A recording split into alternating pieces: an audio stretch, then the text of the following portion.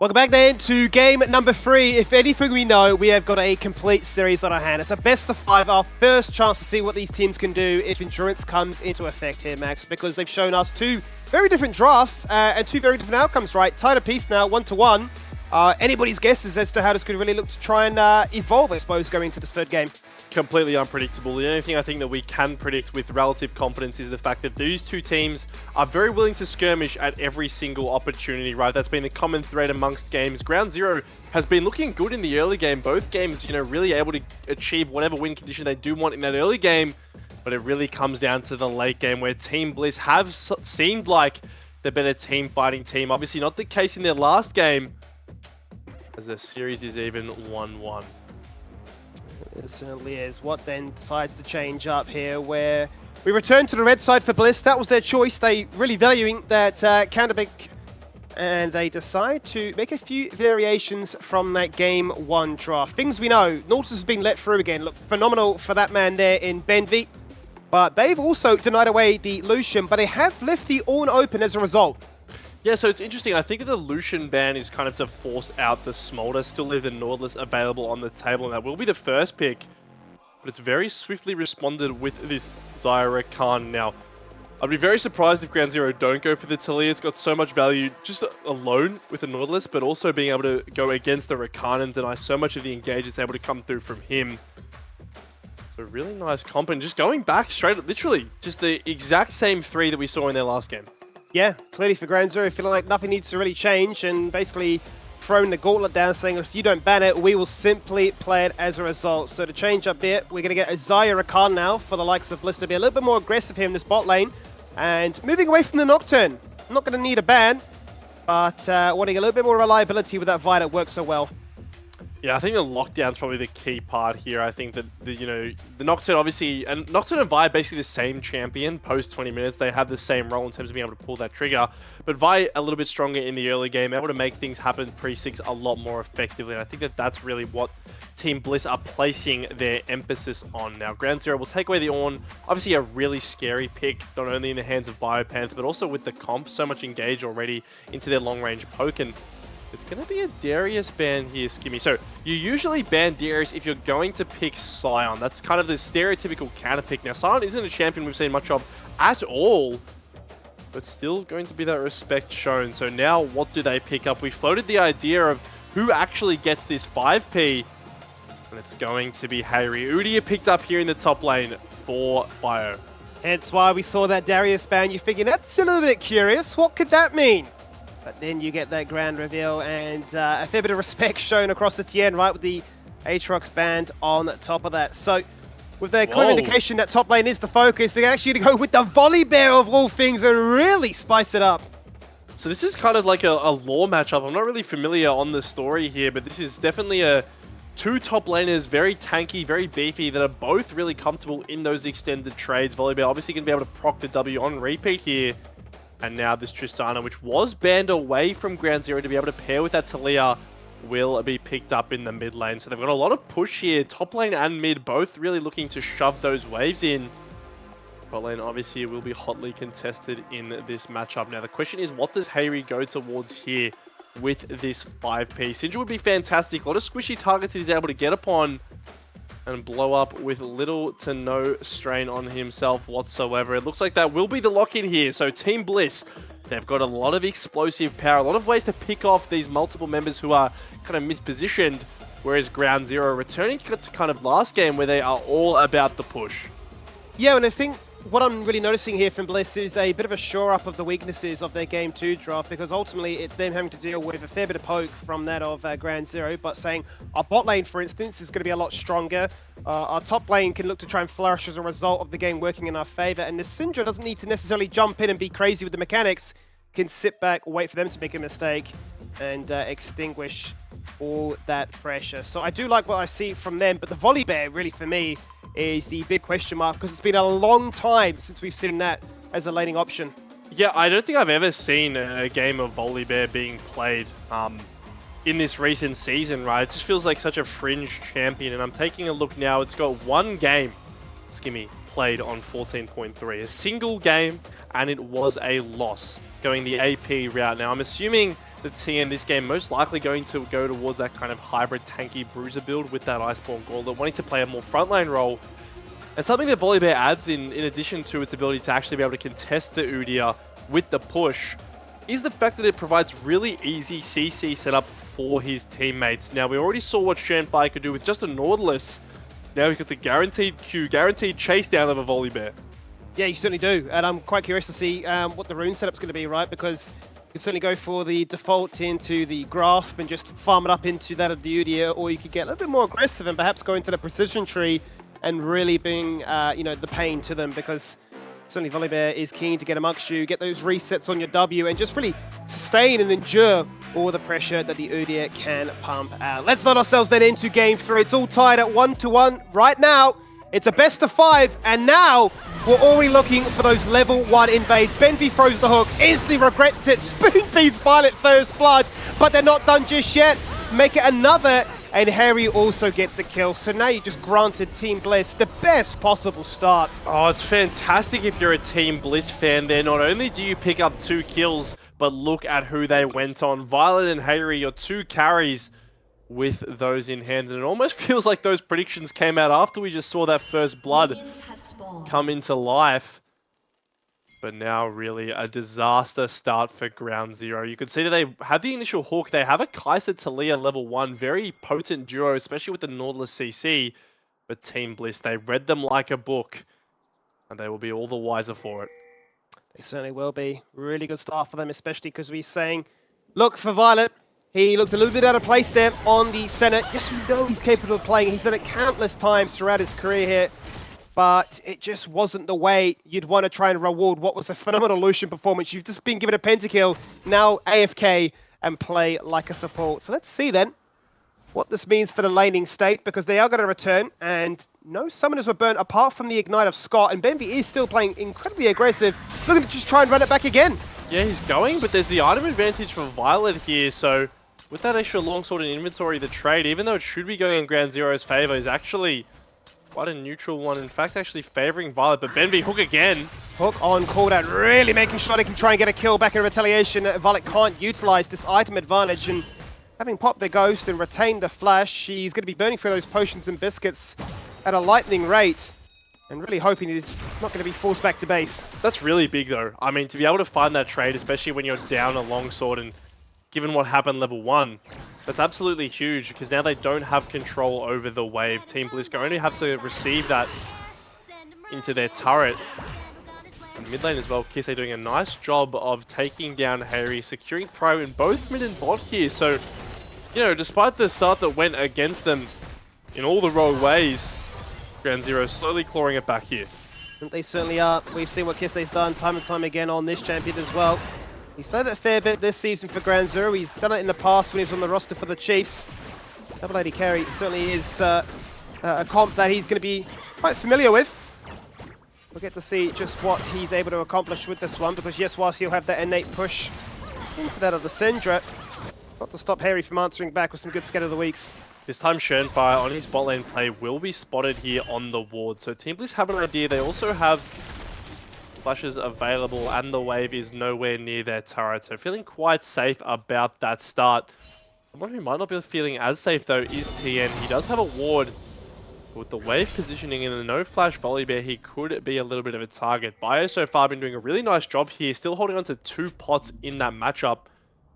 So feeling quite good about his spot in the top lane, as one will take this Scuttle Crab, get himself a little bit of vision, and potentially look towards his top lane. Now he will be spotted, there's no ghost on Volibear available, but he'll just show his head for the time being. Possibly respecting a Shenfire roam, who now has based and come back with 2 Amptomes. He certainly has, and that ward will get replaced. The Shenfire will be popping to the top side. Kissa taking an opportunity then to rocket jump in, fully stack out that explosive shot, and make sure that Harry is not going to have control of this lane. As we say that, Shen does finally make his way up the top. Plants to control wood in this tri-bush and really makes life easy for his laners to operate, as it will be that bear-on-bear action topside. Yeah, this time TN gets a nice trade, so should be able to get the wave into Biopanther here and then get his reset off. Mid lane, Kisei you saw earlier, he's actually used the TP already, so both mid laners having used that. Actually misses the scout of the week. That's big. It's going to be a huge trade. As that should free up Kisei to move around the map however he pleases. Now bot lane, Benvi on this Nautilus feels like there's so much aggression that is unlocked within him the second they pick this champion. Obviously favoring it first P in the draft. And really putting pressure on Violet and Scott here.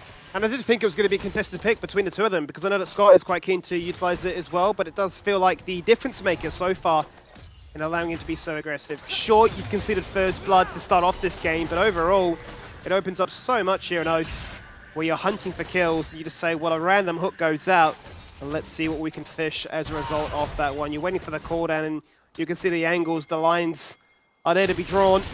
He doesn't really need to force it because he knows that his jungler's top side. He should show a bit of respect. As we can see, Wino is pathing towards the bot, anticipating something to occur. And he might just find himself a Limes as the hook is there. The damage onto the Kaiser is enough to force out the flash as the grand entrance guarantees it. And for all the good work you can provide him with, he does get taken down for the second time this game. Yeah, Benvi unfortunately just greased the flash a little bit there, not wanting to use it to escape the grand entrance. And that means that there's all the CC to come through from a Xayah E and a Vi. Will provide that in spades. And a third kill will go over to Team Bliss. This time it's on Scott, so you're not feeling too bad about the Rakan getting gold there if you're a Ground Zero fan.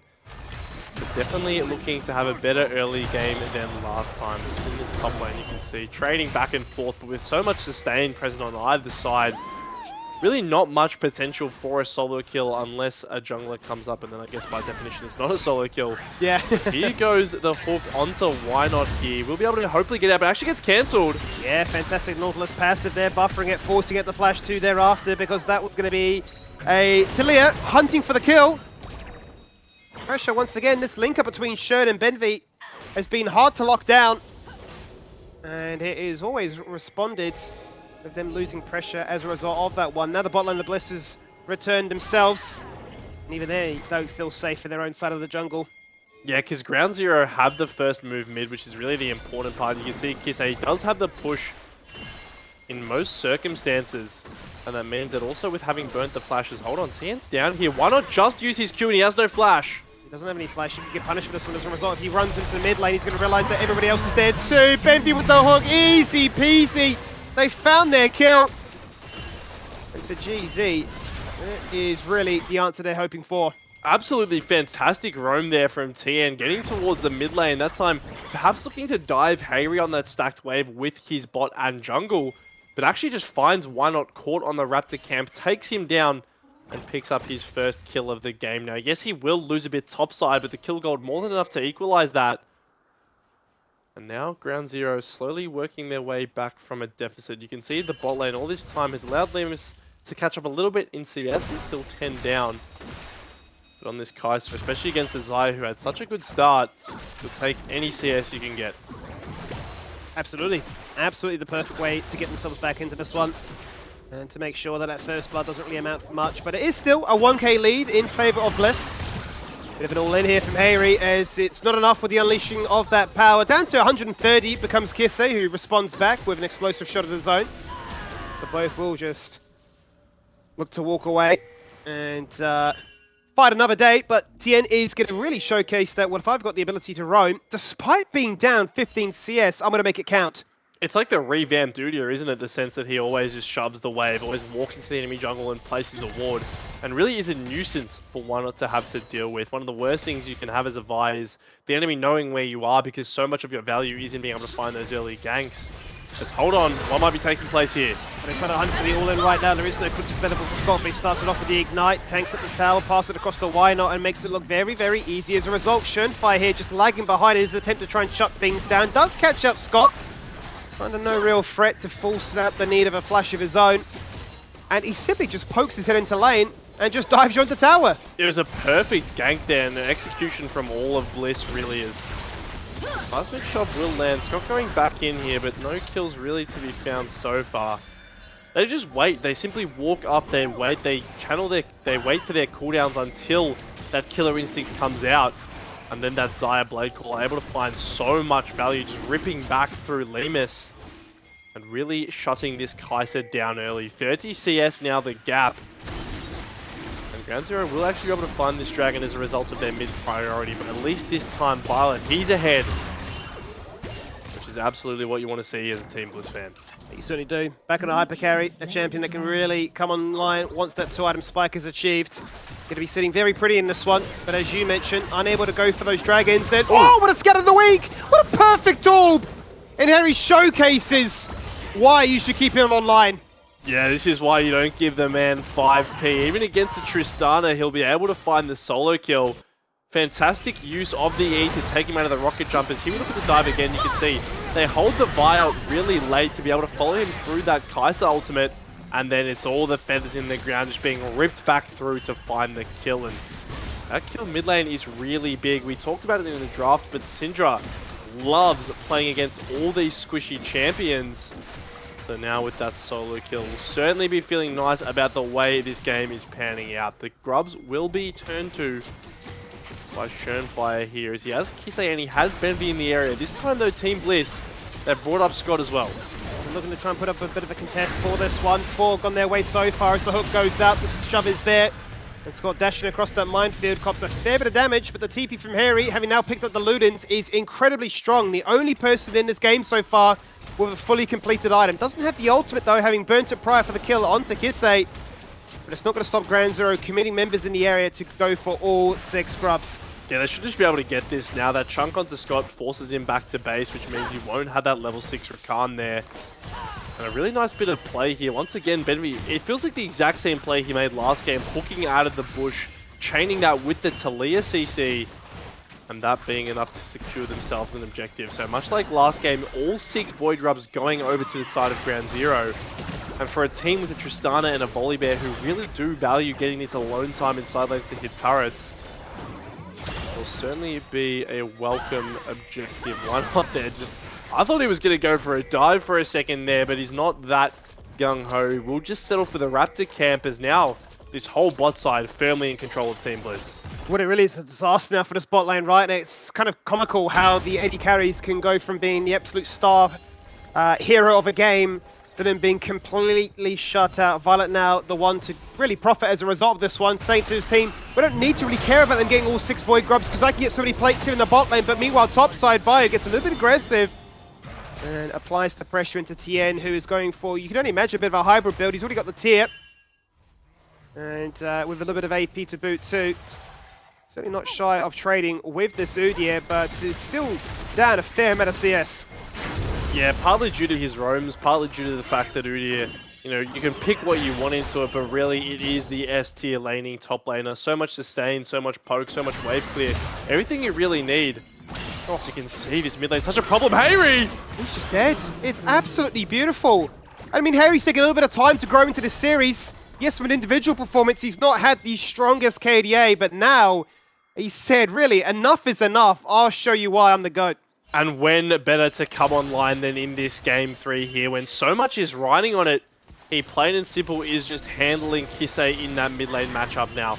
Why not ease towards his bot lane? We saw what happened when he walked in like this last time. But with 3 members of Ground Zero in the area, they do have the response though. Look at the turrets, mid lane and bot, both just getting absolutely crushed here. The gold lead 3,000 and Team Bliss, for a team that had kind of been getting shown up in the early game, they're really turning it around here. Yeah, they certainly are, and I can imagine the Ground Zero really are thinking to themselves, thank God they don't have 6 grubs, because that amount of a load time, those 2 towers would have just simply fallen on down. But the damage has already been done, Max. They've managed to get so many of that plate gold achieved before the 14-minute mark that they find themselves close to a 3k lead already. It's monstrous, and the lead is exactly where you want it as well, on this Harry, on this Syndra, who now will actually pick up a Seeker's Arm Guard. A nice adaptation here to guarantee a little bit more survivability. You can guarantee that everyone on Ground Zero here is going to be looking at you to pick up that bounty. And now with that online, you can negate a Depth Charge, you can negate a Talia combo. And really, you are feeling so much safer about your position, as the first turret will break in the bot lane. Why not? We'll see Limus here, but won't be detected as of yet. And really, it's not just the turrets, it's the camps off the back end as well. 20 seconds on the Dragon. And with all the control that Team Bliss have, you do imagine this will just be falling into their pockets. Well, you certainly would, but there's a part of me that thinks that Ground Zero have hit a bit of an interesting break point where, despite being down this amount of gold, are actually even in all the right places to try and contest before Bliss do hit that second item spike and then really start to run away with it. So how much attention would they put towards this one? Yes, it's only the second of the game, but Tien is left on an island in the top side untouched. He may just be quite happy to answer back. Well, I think that's kind of what you're happy with here, is you're content with Tien, who has all those 6 void grubs, being able to get some alone time with the turret. Hold on here, Team Bliss, they might be fishing for something. Seismic shove lands, we're not going to find too much. Scatter the weak!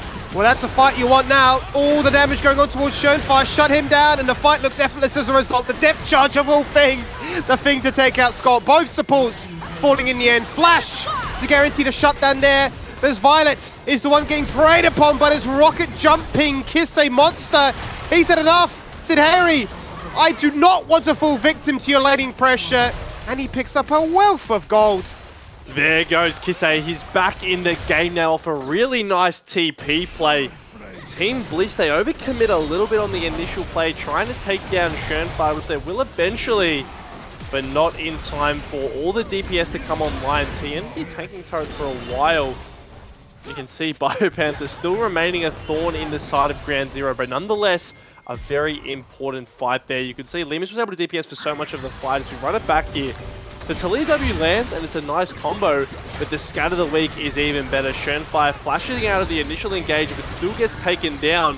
Look at Lemus here, though. All the attention's directed towards Benvi. Lemus is really able to put the DPS onto Violet, so by the time Kisei rocks up, all he has to do is land one auto attack. He gets the reset, gets the knockback. He knows that Hayri has Zhonya's here, so if he was able to escape towards his turret, could potentially buy a little bit more time, but will not be able to find that. And now really big kills coming through.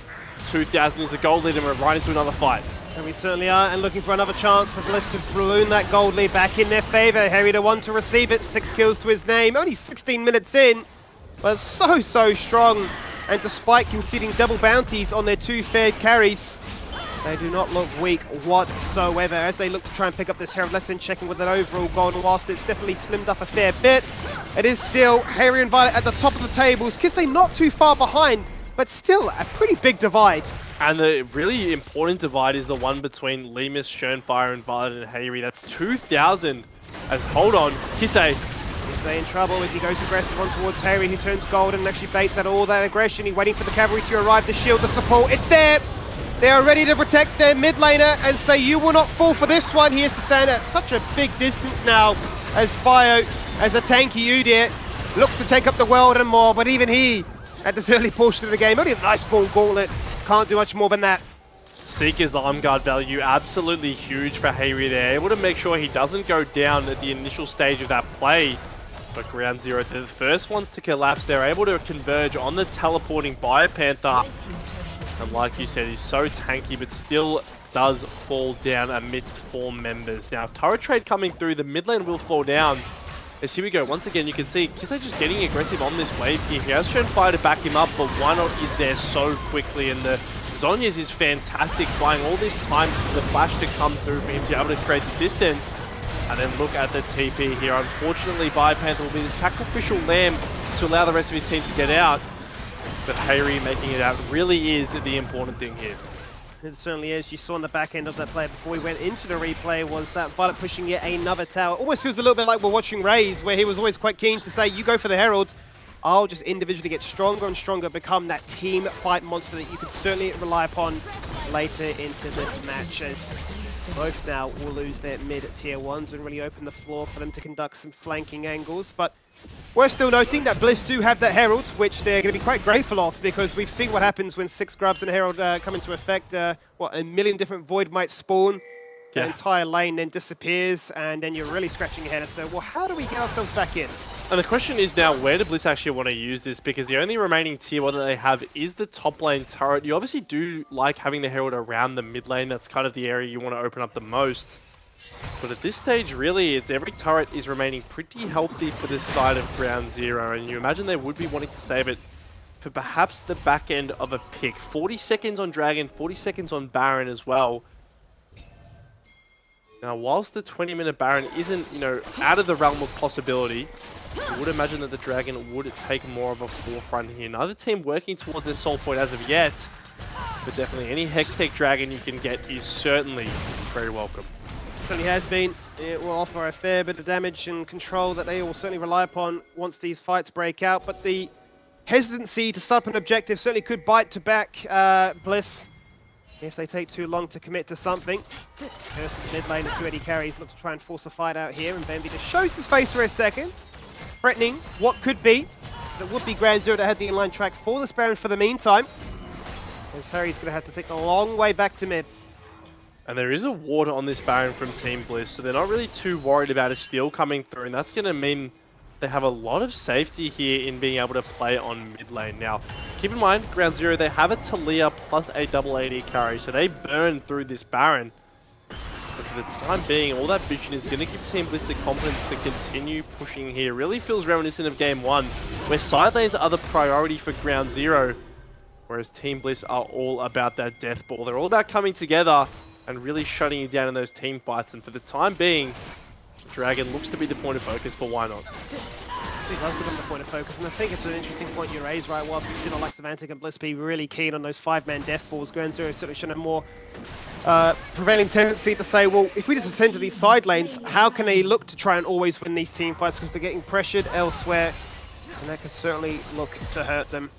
The Baron, yes, whilst you got a double AD carry set up and a very strong Schönfire Talia, we're going to look to try and rush it down anytime soon, waiting for those second items, make it 2.5 for some of these carries. But the Navori quick plays the line, and especially that Leandri's, I mean, it's a terrifying prospect if Grand Zero given a chance. Absolutely, it's just melted this stage, and they have the Volibear to be able to tank it up. The question is, though, do you actually want that? Do you want to be inviting Team Bliss to engage on you in a confined area? And right now, the answer is absolutely no. I think they want to keep playing through Kisei in particular, hovering Schönfire around his side of the map to enable him to push with that extra bit of safety.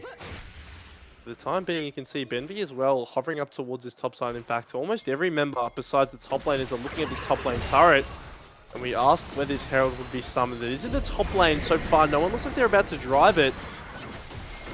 As the hook. Oh! It's a beautiful flash hook there, instantly summoning the Zonias of Hayri as he comes out on one. He gets flipped into the waiting arms of Tien, who jumps him down with that frenzied move. Schönfire then picking up a second kill as they remove the support of Scott. No quickness, no chance to survive, and why not? Really stuck between a rock and a hard place. That is the perfect TP play right towards Baron. Support gap. Benvi finds the hook, even with the flash coming out from Hayri. And yes, you have the Zonias, but there's a Talia waiting with the seismic shove the second you come out of it. And after what was a game, an early game that really was going in the favor of Team Bliss, that Baron will blow this game wide open. Let's take a look again here, because Benvi just so aggressive flashes, and Hayri, you know, perhaps struggling to match the reaction speed, flashing in the straight line, still gets hit by it. And then even with the TP coming through, they're not able to turn this play around. Kisei, amidst all these tanky members, is able to DPS freely. And that's huge for a comp that wants to play side lanes, for a comp that has 6 Void Grubs. This Baron turns bad to worse. It certainly does, Max. I mean, for a team like Bliss to be up by 5,000 gold, they're now trailing by a fair bit instead. Grand Zero managed to close that distance and actually acquire 7,000. As they will look to showcase that, hey, we're not going to be done just yet. Kisei jumping across the wall. Maybe she'll get a little bit of disrespect here, quite honestly. Forced to get the flash when it wasn't really required. Maybe trying to become the mid lane insect without even playing Lee Sin. Yeah, Ronald got a little bit confident there. I think he saw the Syndra Q come out, the second charge, and thought, okay, I can go, and there won't be a Scout of the Week to come. But Hayri really quick in using that unleashed power to drop some orbs on the ground and allow the stun to come through. That'll force the flash out of Kisei and will, at least for the moment, slow down the push here. You can see that Ground Zero are really wanting to move Volibear and Lawless around. These are the 2 CC makers that can really catch out someone if they are unaware. As for the moment, it'll be the mid lane push, this tier 2. Not long for this world. Look at that shot and look at that pick. Yeah, look at Lemus, though he's under so much threat right now as the Charm Grand Entrance is there, but who's there to back up Scott? What a clutch, Locket! But into the backline with the Killer Instinct says, how dare you touch me! I am royalty. Have you seen my Kaiser in game number 2? We'll see it again from the grey screen. A Void Seeker to take down Violet, to snipe him away, and the Baron-inspired team win the fight. Lemus is toying with them there. A fantastic fight using everything he has, but ultimately it coming out for the better. And now, Skimmy, there's 20 seconds left on the respawn timers. Ground Zero, they're posturing like they want to just take the inhib and get out here. But you could see, I'm sure we'll see a replay of it. Lemus actually baiting in the members of Team Bliss and has a fantastic killer instinct to get out. But now 5,000 will be the gold lead. The team fighting simply has been better from Ground Zero. As here we look again, you can see Lemus hitting this turret, gets rooted up by Violet, using the cleanse, and look at how he plays this last little bit here. You can see he's getting taken dangerously low, uses the killer instinct on the back end to pick up Scott, and then flashes out. Violet so far out of position now, and having used all of his summoners, is just in the middle, and he is left to die. Yeah, all baited by the allure of a low HP Lemus. And if he's not falling on down, if he's distracting you, then simply where is your damage to take down the other members wailing away on the roster of Team Bliss? Very difficult situation to find themselves in now. They're up by 5,000 gold. Now they trail by that same amount. And the game really has flipped on its head for what was the perfect early game for Bliss here. Yeah, it absolutely was, and 2 seconds on this Dragon Spawn Ground Zero. They've got firm control of the river. They don't want to cede the mid lane priority, however, and they will walk up. Well, they certainly will. Depth charge knocking out multiple members. TN's invitation to jump into backline and lockdown Harry, who goes gold for the meantime, buying crucial time, and that's an invitation for Scott to use him as a passenger to look to charm as many members as possible. But this bear is angry, and Harry is dead. 2 kills found. Make it free. It's going to be clean. And perfect at that too, because nobody's going to fall on down. In the end, it will be Surefired. It's thankfully Violet that picks it up, but doesn't really matter, Max, because Ground Zero are pushing for the end. They're unrelenting. TN jumping into the backline starts it all off, and Team Bliss can do nothing but watch as they're ran over for another team fight in this game, and just with one super minion, they're looking to put themselves on match point. That they most certainly are. Predictions in shambles, but Ground Zero lead this one 2-1. What a phenomenal series we have in our hands here. Draft is unpredictable. The games are unpredictable.